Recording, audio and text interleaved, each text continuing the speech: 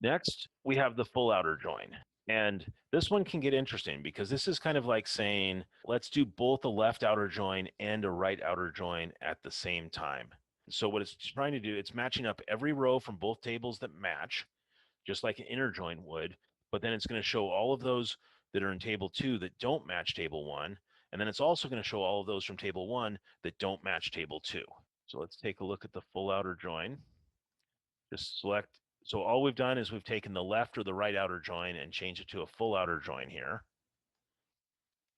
We run that and we can see the first rows that all match up scrolling down here. Those are the same that we saw on an inner join. These next two are the ones that we saw on a left outer join, with Johnny and Karen not having a favorite color.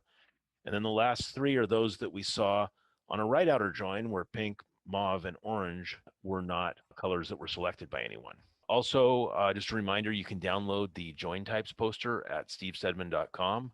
And this is a poster I created a few years ago that just sort of shows how all the different joins that we're going to be covering through this presentation are done.